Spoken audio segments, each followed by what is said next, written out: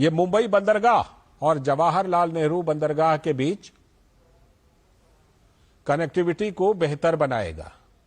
तो प्रधानमंत्री ने उद्घाटन तो किया ही और उसी दौरान ये प्रदर्शनी का भी प्रधानमंत्री ने अवलोकन किया है।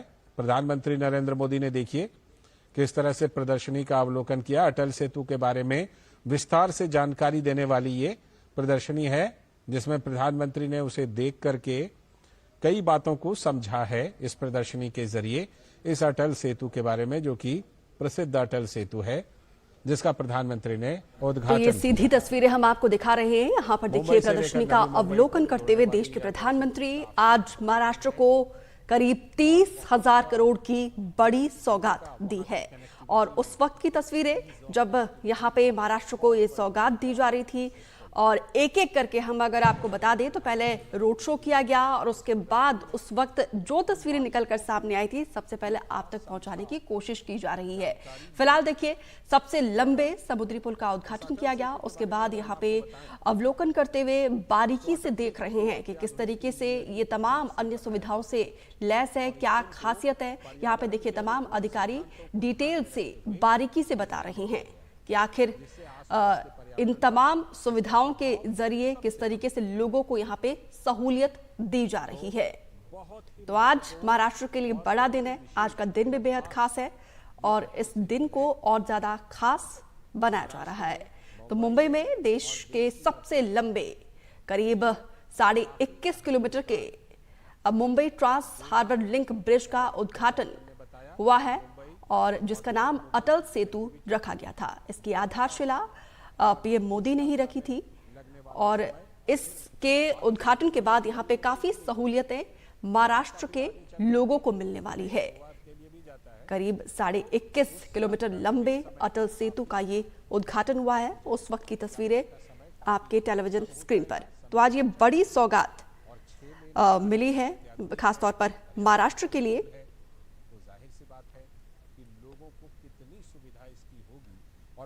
तो इस पुल के सुनील सिंह ज्यादा जानकारी के साथ लाइव जुड़ रहे हैं। सुनील, आज का दिन बेहद खास है महाराष्ट्र के लिए, करोड़ों की सौगात दी गई है और क्या तस्वीरें आप दिखा पा रहे हैं, क्या जानकारी?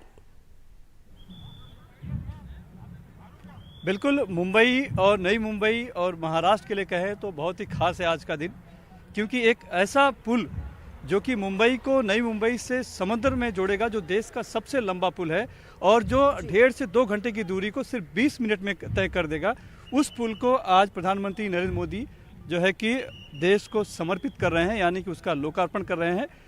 खुद प्रधानमंत्री नरेंद्र मोदी इस समय पुल पर पहुंच चुके हैं। अटल बिहारी वाजपेयी शिवड़ी नावा सेवा अटल सेतु नाम दिया गया है। वो पुल का निरीक्षण कर रहे हैं। वहाँ पर प्रदर्शनी लगाई गई है कि किस तरह से काम की शुरुआत हुई, अलग अलग तस्वीरें हैं जिसे वो फिलहाल देख रहे हैं और उसका लोकार्पण उन्होंने किया हुआ है। अब हम देख रहे हैं कि मैं इस समय जो खड़ा हूँ वो नई मुंबई की तरफ हूँ। ये पुल शुरू हुआ है मुंबई में, दक्षिण मुंबई में शिवड़ी की तरफ से और 20 मिनट में होते हुए नई मुंबई के चिरले में पहुँचेगा, जहाँ पर मैं इस समय खड़ा हूँ। और देख रहे हैं आप कि ये पुल का दूसरा छोर है और यहाँ पर तैयारी की गई है। बड़ी संख्या में प्रधानमंत्री नरेंद्र मोदी का यहाँ पर स्वागत करने के लिए रोड शो के जरिए। तो ये जो रैंप आपको दिखाई पड़ रहा है, इस रैंप से प्रधानमंत्री नरेंद्र मोदी का काफिला कुछ देर में उतरेगा और यहाँ से सीधे होते हुए इस सड़क से, ये देखिए ये जेएनपीटी की जो ये सड़क है पनवेल तक जाती है, यहाँ पर उतरेगा। यहाँ पर देखिए झंडे लेकर लोग खड़े हुए हैं, अलग अलग भाषा के अलग अलग तरह के लोग हैं। यहाँ पे कोली समाज के लोग आए हैं, दक्षिण भारतीय भी आए हैं, मराठी लेजिम डांस के लोग भी आए हैं। तो बड़ी संख्या में लोग आए हुए हैं। उत्सुकता है लोगों को प्रधानमंत्री नरेंद्र मोदी को देखने की और उन्हें अपनी कला दिखाने की। तो यहाँ पर कोली बैंड भी बजेगा, यहाँ पर लेजिम डांस भी होगा, अलग अलग नृत्य लोग पेश करेंगे। तो एक लंबा है, लगभग 5 से 6 किलोमीटर का जो पूरा रास्ता है नई मुंबई में बन रहे इंटरनेशनल एयरपोर्ट की तरफ जो जाता है, वहाँ तक ये पूरा रोड शो चलेगा। प्रधानमंत्री नरेंद्र मोदी यहाँ से जाएंगे और फिर वहाँ पर उस एयरपोर्ट पर जाकर वो सभा लेंगे। और इसके अलावा ये जो 18,700 करोड़ की जो ये प्रोजेक्ट है, इसके अलावा और भी तकरीबन वो 10,000 करोड़ के आसपास के परियोजनाओं का लोकार्पण करेंगे, भूमि पूजन करेंगे। जैसे एक अगर आप देखें तो यहाँ पर देखिए लिखा है उरण और नेरुल रेलवे जो बनी है उसका लोकार्पण करेंगे। नई मुंबई में ही शिवड़ी के पास जो फ्रीवे जाता है, फ्रीवे से उतरने के बाद जब दक्षिण मुंबई की तरफ हम जाते हैं तो जाम लग जाता है, तो उसे भी एक टनल बनाने की योजना है, सुरंग बनाने की है जो ऑरेंज गेट तक चली जाएगी।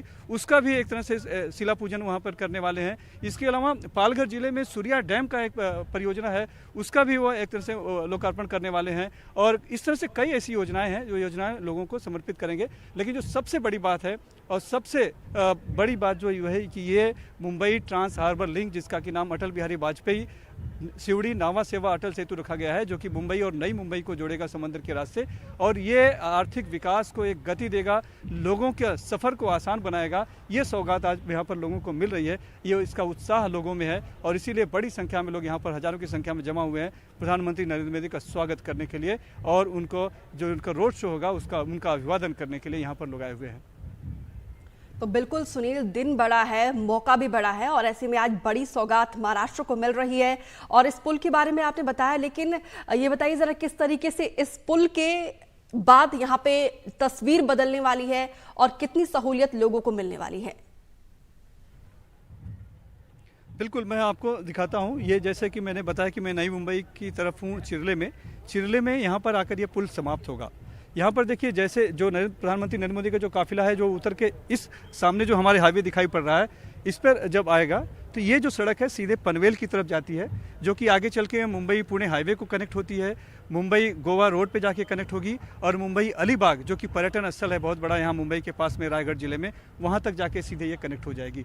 इसके अलावा अगर इस तरफ से जाएं और ये जो सामने जो रैंप दिखाई पड़ रहा है वहाँ से अगर हम उतरते हैं तो इस सड़क से होते हुए आगे जाया जा सकता है, जहाँ पर कि JNPT बंदरगाह है, जहाँ जो कि बहुत बड़ा बंदरगाह है देश का, जहाँ पर बड़े बड़े कार्गो शिप आते हैं और बहुत से यहाँ पर जो है कि पूरा माल उतरता है। और ये पूरा जो इलाका आप जो देख रहे हैं, ये पूरा इलाका जो है एक तरह से कंटेनर यार्ड और इस तरह की चीज़ें हैं जहाँ पर जो स्टोर की जाती हैं। और रायगढ़ का ये जो जिला है, इस जिले में जैसे नई मुंबई बनाई गई है, वैसे ही एक और नई मुंबई बनाने की योजना कहीं ना कहीं सरकार की योजना पर काम कर रही है सरकार। जैसे कि सिडको का आप बोर्ड देख रहे हैं, ये सिडको ने नई मुंबई को यहाँ पर बसाया है। यही सिडको जो एजेंसी है नई मुंबई के लिए भी काम बसाने पर भी काम कर रही है, ऐसा सुनने में आ रहा है, जो अभी योजना में है। तो ये जो नया जो पुल है, ये बिल्कुल उसको आसान कर देगा, उसको जोड़ देगा, दूरी को कम कर देगा, तो नई मुंबई को बनाना आसान होगा। यानी कि यहाँ का इंफ्रास्ट्रक्चर डेवलप होने से, ये पुल बनने से लोगों की ज़िंदगी भी आसान होगी।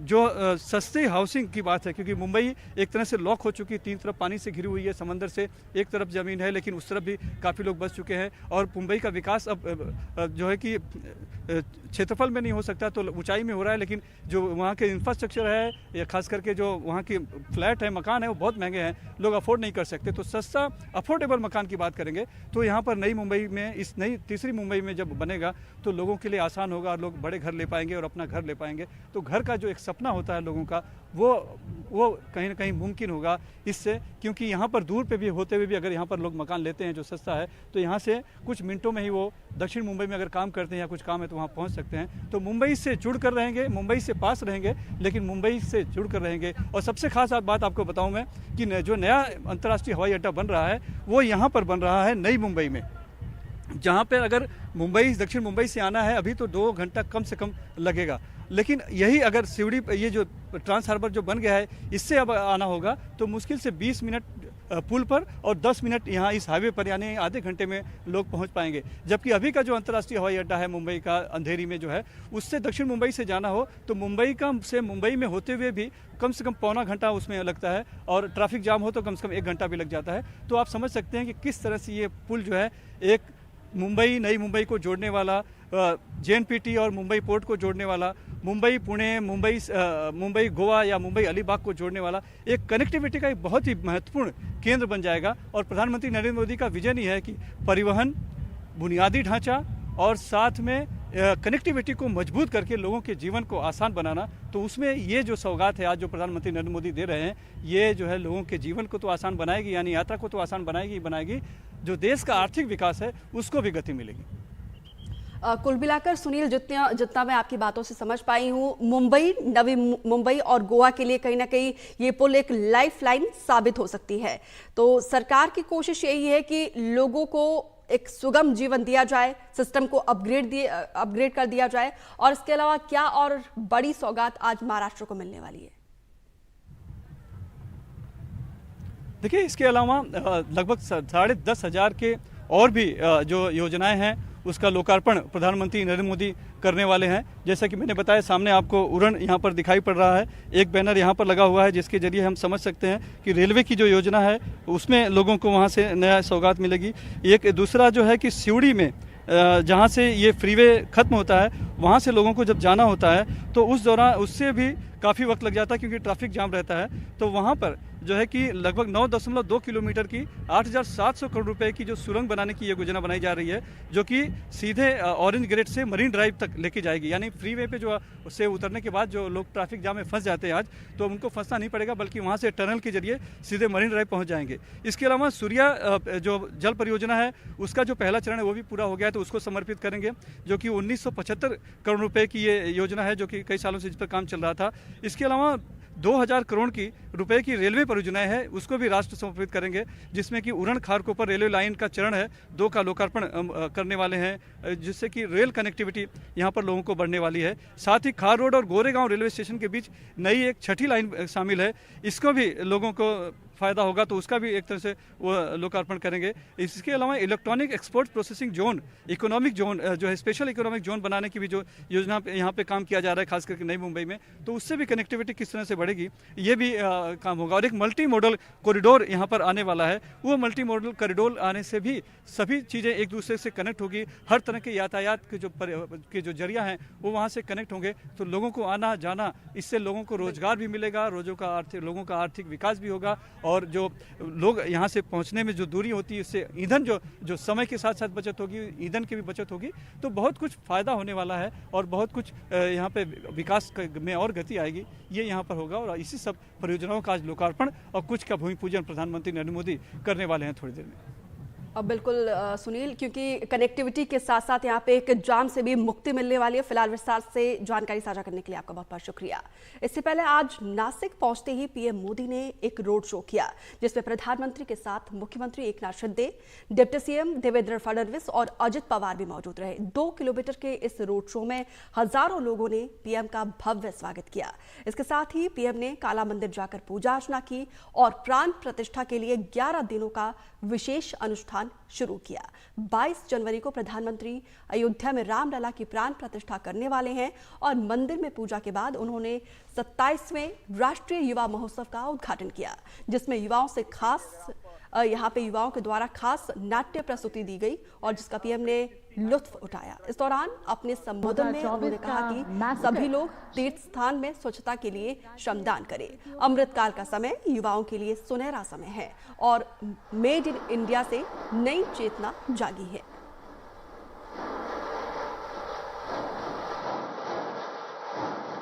आजादी के पहले के कालखंड में ऐसे सभी महान व्यक्तित्वों ने देश के लिए काम किया और उन्होंने देश को नई दिशा दिखाई।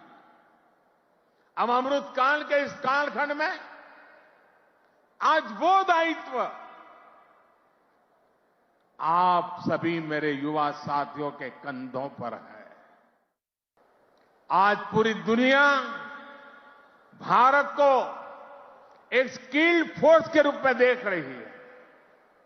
विदेश में हमारे युवा अपना कौशल दिखाया पाए, इसके लिए सरकार विदेश जाने वाले युवाओं को ट्रेनिंग भी दे रही है।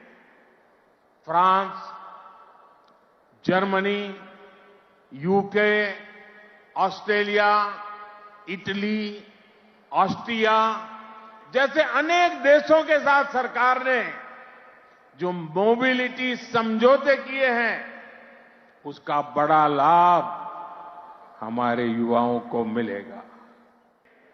अगर आप सक्रिय राजनीति में आते हैं तो आप परिवारवाद की राजनीति के प्रभाव को उतना ही कम करेंगे।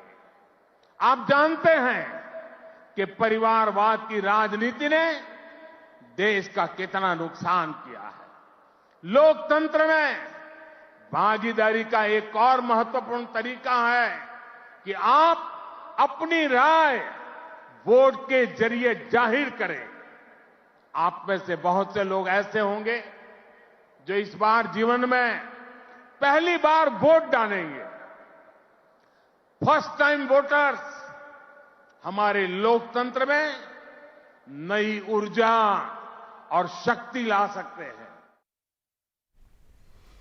पीएम मोदी ने लोगों से मंदिरों और तीर्थ स्थलों पर सफाई अभियान चलाने की अपील की। उन्होंने आज खुद नासिक के कालाराम मंदिर में साफ सफाई की।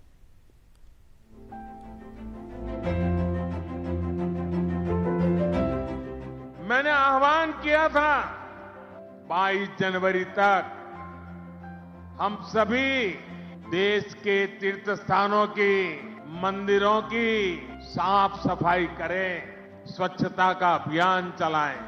आज मुझे कालाराम मंदिर में दर्शन करने का, मंदिर परिसर में सफाई करने का सौभाग्य मिला है।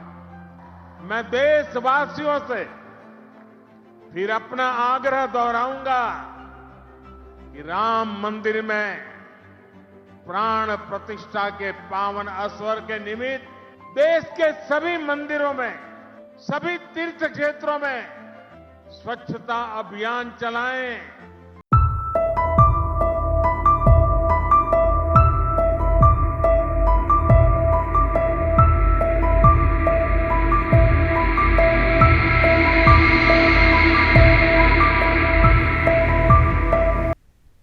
इस दौरान नासिक में पीएम मोदी ने राम कुंड में पूजा अर्चना की। पीएम मोदी ने आज नासिक के कालाराम मंदिर में पूजा अर्चना करके 11 दिनों के अपने विशेष अनुष्ठान की शुरुआत की। प्रधानमंत्री नरेंद्र मोदी 22 जनवरी को अयोध्या में रामलला की प्राण प्रतिष्ठा करने वाले हैं और इसके लिए आज से 11 दिनों का विशेष अनुष्ठान वो कर रहे हैं। पहले से पालन करना होता है और उसकी आज से शुरुआत हुई। एक राम भक्त के रूप में प्रधानमंत्री जी राम मंदिर निर्माण और प्राण प्रतिष्ठा के प्रति एक आध्यात्मिक साधना के भाव से।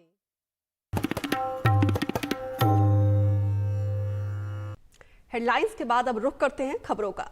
अयोध्या में 22 जनवरी को प्राण प्रतिष्ठा कार्यक्रम है और इसके लिए दुनिया भर से लोगों को न्योता भेजा जा रहा है। सूत्रों से खबर है कि इस कार्यक्रम के लिए यूपी को छोड़कर किसी भी राज्य के मुख्यमंत्री को न्योता नहीं दिया गया है।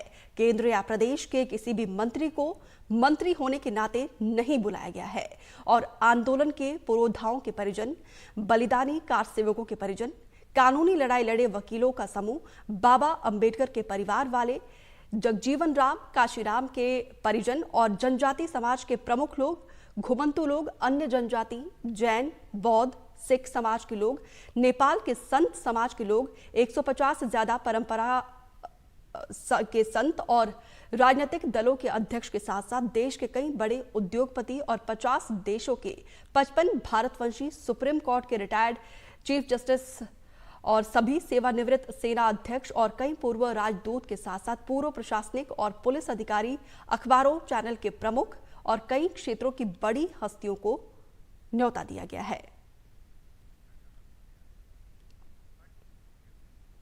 अयोध्या में इस वक्त एक खास रामलीला हो रही है, महिलाओं की रामलीला, और इस रामलीला को करने के लिए उत्तराखंड से 500 महिलाएं आई हैं। ये महिलाएं ही रावण से लेकर राम बनकर मंचन करती हैं। कौन है ये महिलाएं और कैसे रामलीला करती है, देखिए रवीश रंजन शुक्ला की एक खास रिपोर्ट। मैं इस वक्त अयोध्या के कार सेवकपुरम में हूँ और यहाँ पर देश के अलग अलग जगहों से जो लोग हैं, श्रद्धालु हैं, वो यहाँ पर पहुंचे। अब आप देख रहे हैं कि ये उत्तराखंड की महिलाएं हैं और यहाँ पर रामलीला का मंचन भी कर रही हैं। और आप देखिए कि सारे लोगों ने अपने परंपरागत पोशाक को पहन रखा है। सबसे पहले बात करेंगे कि योगी आदित्यनाथ जी भी उत्तराखंड से हैं, आप लोग भी उत्तराखंड से आके बाकायदा 30 तारीख से आप लोग यहाँ पर रुके हुए हैं कार सेवकपुरम में। क्या कहना चाहेंगे आप? ये सारी बहनें हैं। आप ये मायका है, मायका जैसा लग रहा है, बहुत सुंदर, बहुत ही सुंदर रहने की व्यवस्था से लेके तो हमारा यहाँ पे 11 दिवसीय रामलीला का हम आयोजन कर रहे हैं। अच्छा, कोई रामलीला का प्रसंग जो है सुना दीजिए अयोध्या पर। क्या ठीक है, बताएं। कोई भी जैसे जनकपुर से आए थे और माँ जानकी का पूरा श्रृंगार लेके, उस दिन मेरा जनक का रोल भी था। अच्छा, तो वहाँ पे था अच्छा। जनक का सुनाऊंगी कि जब सीता ने धनुष को उठा के एक जगह से दूसरे स्थान रख दिया था तो राजा जनक चकित हो गए थे। तो उन्होंने मंत्री ने कहा कि महाराज आप इस ढंग से संशय में क्यों हैं? तो राजा जनक कहते हैं निराली है व्यथा मंत्री हुआ था जुब ये सुन कर के निराली। एक जनक का बोल दिया। आप देर भी हो रही है आप हमें देर हो रही है। अच्छा। जय श्री राम। ये आप देखिए, ये बहुत बढ़िया है कि यहाँ पे कार सेवक पुरम है। ये यहाँ तमाम सारे जो देश के अलग अलग हिस्सों से लोग आते हैं वो यहाँ पर रुकते हैं। आइए आपको दिखाता हूँ जहाँ चंपत राय जी का दफ्तर है और तमाम सारे जो राजनीतिक शख्सियत हैं वो यहाँ पर आती हैं। कई बार जब मीडिया में बाइट चलती है तब आप देखते होंगे कि यहीं से चलती है। तो ये कार सेवक पुरम जो है वो राम जन्मभूमि को बनाने के लिए कई सालों से यहाँ पर बनाया गया था। एक अस्थायी टाइप का स्ट्रक्चर यहाँ पर बनाया गया था। तो ये आपने देखा कार सेवक पुरम में। अभी कुछ और चीजों को हम आपको दिखाएंगे कि और कहाँ से लोग आए हैं राम जन्मभूमि राम मंदिर में जो रामलला की प्राण प्रतिष्ठा हो रही है उसमें शामिल होने के लिए। अयोध्या से सचिन गुप्ता के साथ रवीश रंजन शुक्ल, एनडीटीवी इंडिया। अयोध्या में साकेत कॉलेज में 14 लाख दियों से मौजक आर्ट तैयार किया जा रहा है। बक्सर से आए कलाकार भगवान राम मंदिर, प्रधानमंत्री नरेंद्र मोदी, मुख्यमंत्री योगी आदित्यनाथ की तस्वीरें उकेर रहे हैं और इसके लिए 14 अलग अलग रंगों का इस्तेमाल किया गया है।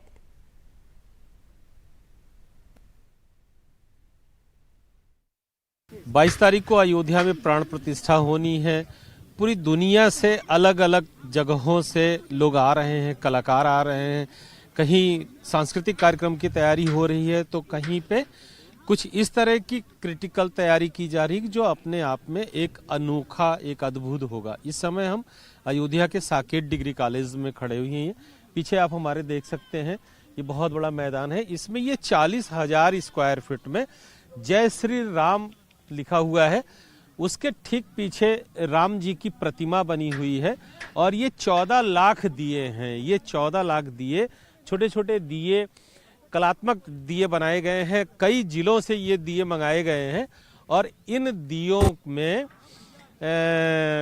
अलग अलग कलर, 14 कलर से इनको सजाया गया है।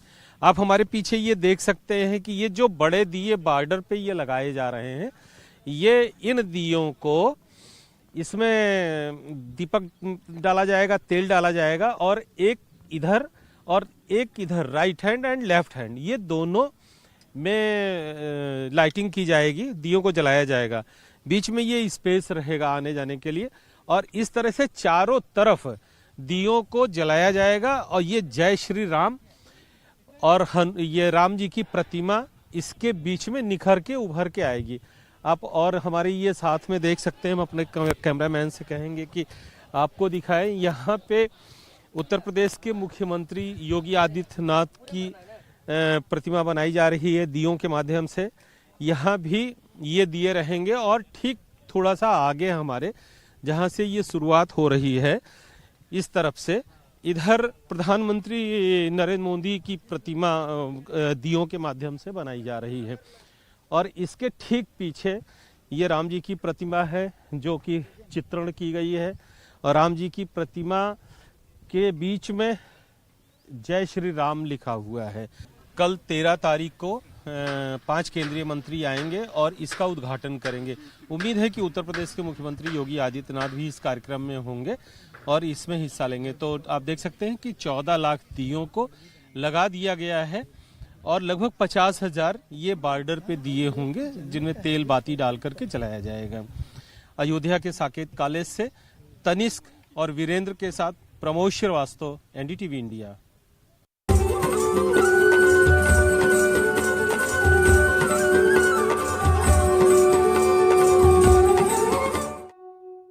को पावर्ड बाय लॉन्ग वे है तो पॉसिबल है। Long way built on trust.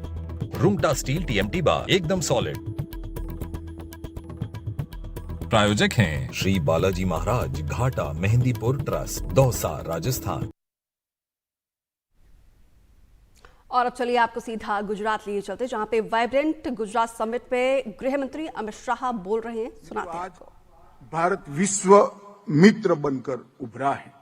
आज एक प्रकार से देखें तो 12 जनवरी है, विवेकानंद जयंती है, और विवेकानंद ही थे जिन्होंने कई सदियों से विदेशी आक्रमण से क्षत विक्षत हुए भारत के आत्मविश्वास को बल दिया था, युवाओं में आत्मविश्वास भरा था, और उसी की नींव पर आज महान भारत की रचना होने जा रही है।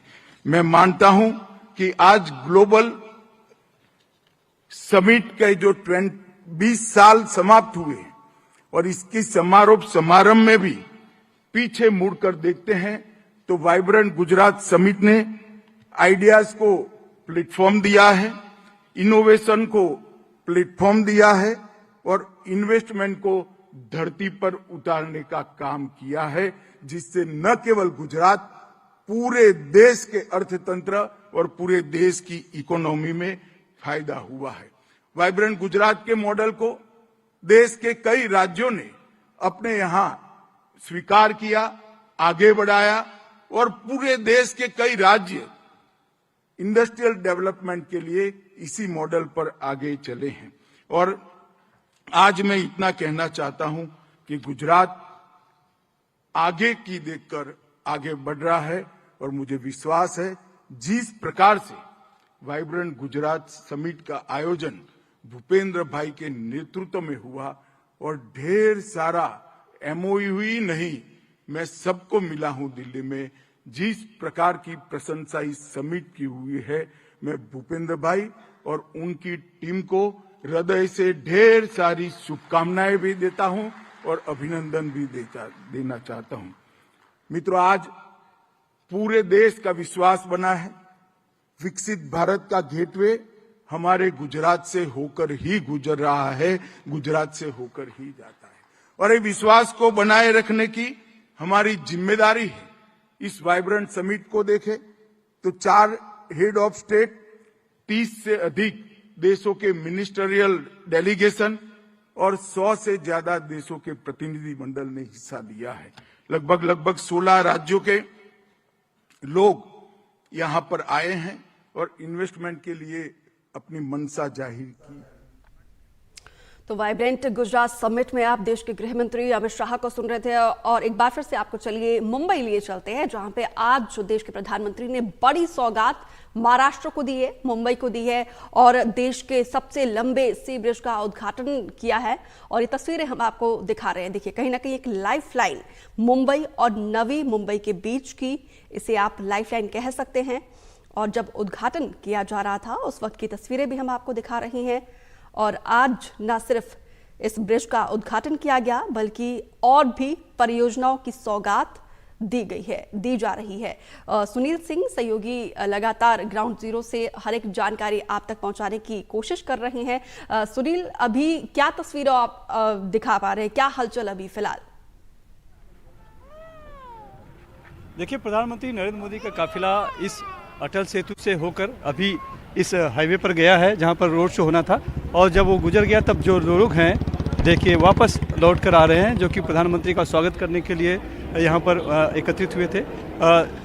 देखिए किस बड़ी संख्या में लोग यहाँ पर जमा हुए थे, लगभग कई किलोमीटर लंबे जगह थी, वहाँ पर लोग जमा हुए थे। और उन्होंने जैसे ही प्रधानमंत्री नरेंद्र मोदी का काफिला यहाँ पर आया, यहाँ पे इनसे पूछते हैं क्या हुआ, आपने प्रधानमंत्री नरेंद्र मोदी के स्वागत के लिए आए थे? देखिए प्रधानमंत्री स्वागत किया, स्वागत किया अच्छे से किया। बहुत तेजी से काफिला निकला या रुका था? नहीं, धीरे धीरे जा रहा था।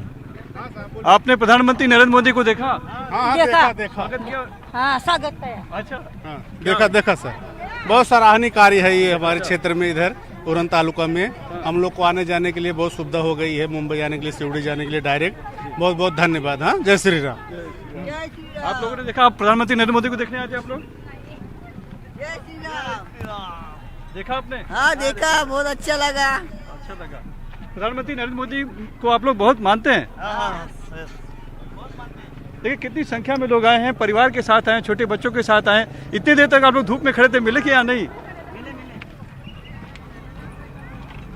बहुत से लोग हैं, महिलाएं हैं जो कि यहाँ की लोकल महिलाएं हैं, कुछ आदिवासी हैं, हिंदी बहुत नहीं पाती, इसलिए बहुत से लोग ज़्यादा बोलने के लिए आतुर नहीं है, लेकिन आपको बहुत अच्छी तस्वीरें दिखाई पड़ेगी कि प्रधानमंत्री नरेंद्र मोदी का काफिला जब यहाँ से गुजर रहा था तो उनके स्वागत के लिए बड़ी संख्या में लोग आए थे और किस तरह के हर वर्ग के, हर भाषा के और समाज के लोग आपको दिखाई पड़ रहे हैं यहाँ पे कि उनका स्वागत करने के लिए आए। तो ये उनकी लोकप्रियता का जो आलम है वो यहाँ पर हम दिखाई पड़ रहा है। और अभी जो काफिला है प्रधानमंत्री नरेंद्र मोदी का, वो यहाँ पास में ही कम से कम 6 से 7 किलोमीटर दूर नई मुंबई अंतर्राष्ट्रीय हवाई अड्डा बन रहा है, जो कि चूंकि मुंबई का जो हवाई अड्डा है उस पर लोड बहुत ज़्यादा बढ़ गया है, तो उसके विस्तार की जरूरत है, लेकिन वहाँ पर जगह नहीं थी, इसलिए नई मुंबई में हवाई अड्डा बनाया जा रहा है। तो वो हवाई अड्डा जो है यहीं पास में है। तो अगर वो हवाई अड्डे पे लोगों को जाना है, जो मुंबई के लोग हैं, दक्षिण मुंबई के लोग हैं, तो कम से कम 1.5 से 2 घंटे का सफ़र उन्हें करना पड़ता था, तब वो वहाँ पहुँच सकते थे।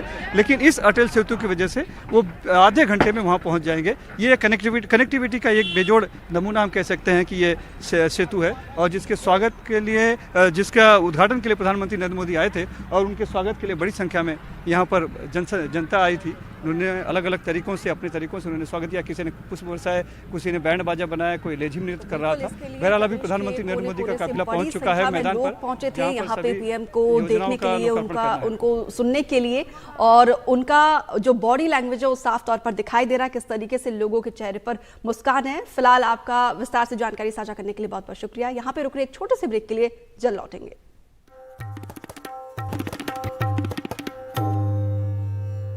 ब्रेक के बाद आप सभी का एक बार फिर से बहुत स्वागत है। मुंबई में पीएम मोदी ने देश के सबसे लंबे पुल का उद्घाटन कर लिया है। मुंबई से नवी मुंबई अब सिर्फ 20 मिनट में पहुंच जाएंगे और पीएम मोदी अब एक बड़ी रैली को संबोधित करने जा रहे हैं। उससे पहले की तस्वीरें हम आपको दिखा रहे हैं। यहाँ पर देखिए इस रोड शो में किस तरीके से लोगों का जनसैलाब उमड़ पड़ा है, और सुनील सहयोगी लगातार ग्राउंड जीरो से हमें हर एक जानकारी दे रहे हैं। सुनील, आज का दिन देखिए, नासिक में भी यहाँ पे पीएम मोदी का हमने हर एक कार्यक्रम दर्शकों को दिखाया, और यहाँ पर भी सौगात देने के बाद रोड शो किया जा रहा है। इस रोड शो के जरिए क्या संदेश देने की कोशिश की जा रही है? क्योंकि पिछला हफ्ता अगर देखा जाए तो महाराष्ट्र के लिए काफी कहीं ना कहीं देश की सियासत का केंद्र बनकर रह गया था।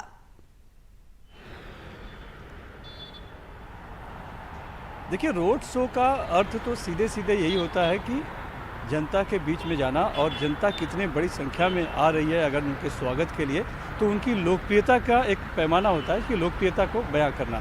यानी प्रधानमंत्री प्रधानमंत्री नरेंद्र मोदी जो हैं वो कितने लोकप्रिय हैं कि वो जहाँ जिस सड़क से जाते हैं वहाँ पर लोग बड़ी संख्या में घंटों इंतजार करते हैं उनके स्वागत के लिए। उन पर पुष्प वर्षा की जाती है, अलग अलग पारंपरिक तरीके से उनका स्वागत किया जाता है, बैंड बाजा बजाया जाता है, लेजिम नृत्य किया जाता है। तो इस तरह से बताता है कि प्रधानमंत्री नरेंद्र मोदी कितने लोकप्रिय हैं आम जनता में, आम लोगों में, और उनका जो काम है खास करके इंफ्रास्ट्रक्चर और मूलभूत जो बुनियादी ढांचा है उसको मजबूत करने का, या कनेक्टिविटी की जो बात है, उससे लोगों को फ़ायदा होता है और लोग उसमें आते हैं। जैसे यहाँ पर मैंने बात की कुछ कोली लोगों से। कोली यानी कि जो मछुआरे हैं, वो मुंबई के मूल निवासी हैं, समंदर में मछलियाँ पकड़कर वो अपनी आजीविका चलाते हैं। वो कोली बड़ी संख्या में यहाँ पर आए थे, अपनी पारंपरिक वेशभूषा में थे, बैंड बाजा उनके साथ था, और उनकी जो देवी है एकवीरा देवी, यहाँ पनवेल में पहाड़ी पर उनका मंदिर है, वहाँ पर वो जाते हैं। तो मुंबई से वो यहाँ पर चलकर आए थे प्रधानमंत्री नरेंद्र मोदी का स्वागत करने के लिए, क्योंकि इस सेतु से कहीं ना कहीं उनकी जो सफ़र है, यात्रा है, उसको भी कहीं ना कहीं कम कर दिया, आसान कर दिया। इसके अलावा बाकी जो काम है, राम मंदिर का निर्माण हो, धारा 370 हटा दिया गया, ऐसी कई योजनाएं हैं। घर घर शौचालय की बात भी उन्होंने की कि घर घर शौचालय बनाकर उन्होंने बहुत अच्छा काम किया है। तो कई योजनाएं हैं जो लोगों को प्रभावित करती हैं, लोगों को सीधे सीधे कहीं ना कहीं जोड़ती हैं, आर्थिक लाभ भी मिलता है। तो उसका तो वो लोग प्रधानमंत्री नरेंद्र मोदी को चाहते हैं। तो रोड शो का वही एक बात है कि रोड शो के जरिए वो लोकप्रियता, वो पहचान साबित कहीं ना कहीं होती है कि इतनी बड़ी संख्या में लोग उन्हें आते हैं। तो इस रोड शो के जरिए हमने देखा कि खुली जीप में यहाँ से आने के बाद खुली जीप में वो चले गए, और खुली जीप से होते हुए सीधे जो नई मुंबई में अंतर्राष्ट्रीय हवाई अड्डा बन रहा है उस सभा मंडप में वो जीप के जरिए मंच तक वो जीप गई है, जिसमें सभा मंडप में, और वहाँ पर भी लोगों बड़ी संख्या में लोग इंतजार कर रहे थे उनको सुनने के लिए। तो अब थोड़ी देर में वहाँ पर वो बोलना शुरू करेंगे, और वहाँ से फिर से